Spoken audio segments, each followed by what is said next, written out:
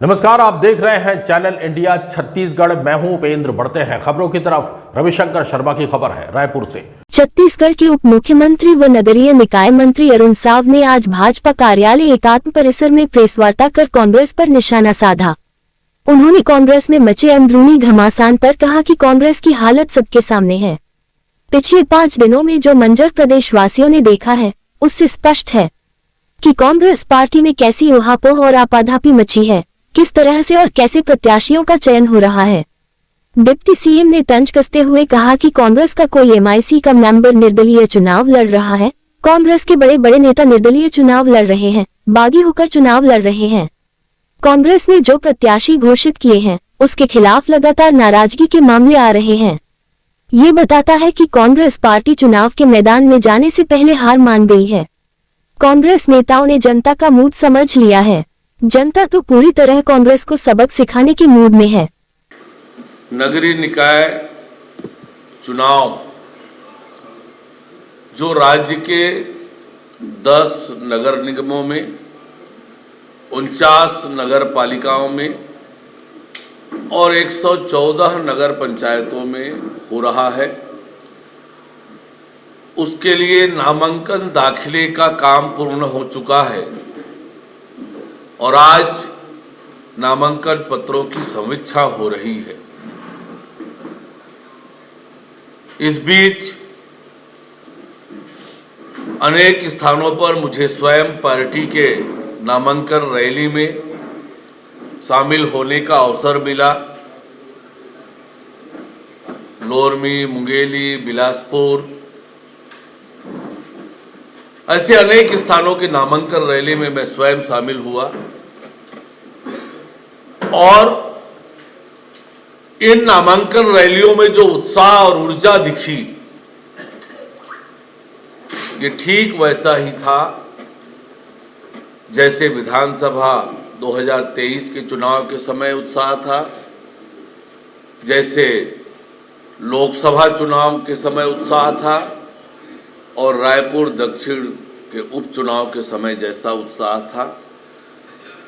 कितनी दुर्भाग्यजनक बात है कि महापौर जैसे पद के लिए कांग्रेस पार्टी के पास जमीन पर काम करने वाली कोई कांग्रेस नेत्री नहीं मिली। कांग्रेस के कार्यकर्ताओं की कैसी उपेक्षा और अपमान कांग्रेस पार्टी ने किया है, ये जब आप प्रत्याशियों का विश्लेषण करेंगे, कम से कम महापौर के पद पर तो जो संगठन में काम किया हो, जो जनता के बीच काम किया हो, ऐसे प्रत्याशी भी कांग्रेस लेकर नहीं आ पाई। कांग्रेस के रायपुर में 15 साल कांग्रेस ने राज किया नगर निगम में। राज्य के अधिकांश नगर निगमों में कांग्रेस का बहुमत था,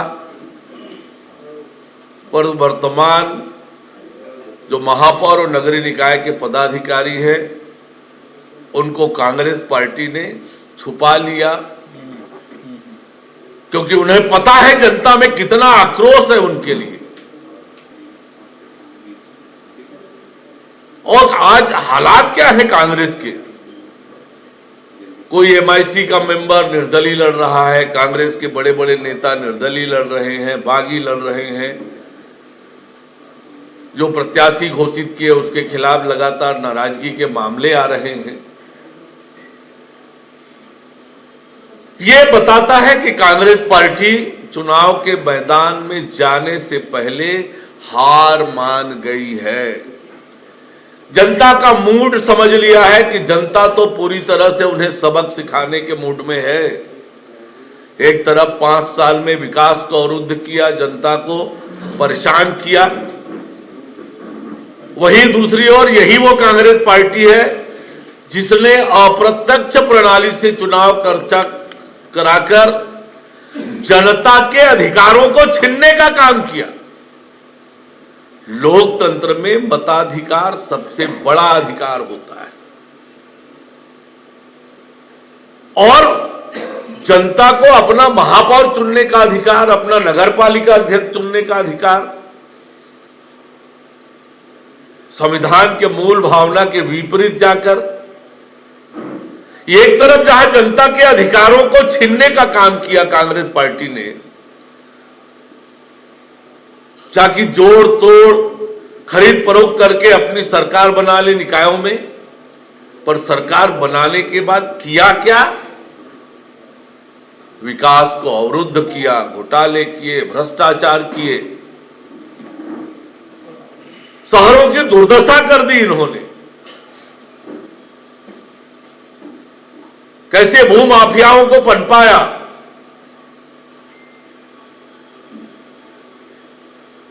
कैसे शहर को दोनों हाथों से लूटने का काम किया।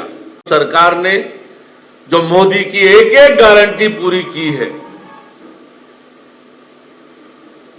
चाहे प्रधानमंत्री आवास का मामला हो, महतारी वंदन योजना का मामला हो, चाहे पंडित दीनदयाल उपाध्याय कृषि मजदूर योजना का मामला हो, चाहे पीएससी घोटाले की सीबीआई जांच कराने का मामला हो, चाहे पीएससी में पारदर्शी तरीके से भर्ती करने का मामला हो,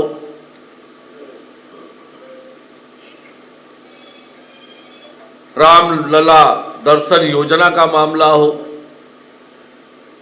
मोदी की एक एक गारंटी हमने अक्षरशः पूरा करने का काम किया है।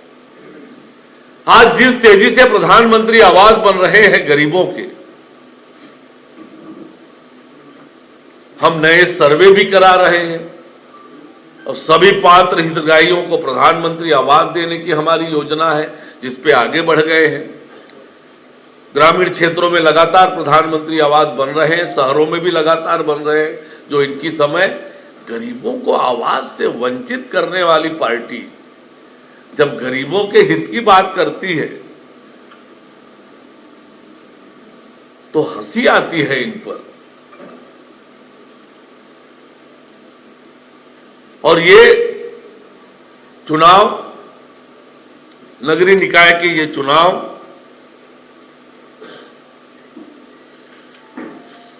प्रदेश के विकास में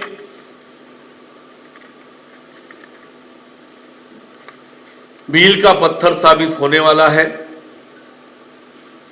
प्रदेश के विकास की छाप दिखती है नगरीय निकायों के विकास से। हमारी सरकार एक तरफ जहां शहरों का सुव्यवस्थित विकास करेगी, हमारे शहर सुंदर बने, स्वच्छ बने, सुविधापूर्ण बने, इसके लिए हम योजना बनाकर काम करना प्रारंभ कर चुके हैं और उससे तेज गति से आगे लेकर जाएंगे। चैनल इंडिया पर खबरों का सिलसिला लगातार जारी रहेगा। सब्सक्राइब करना ना भूलें चैनल इंडिया छत्तीसगढ़, सिर्फ यूट्यूब पर।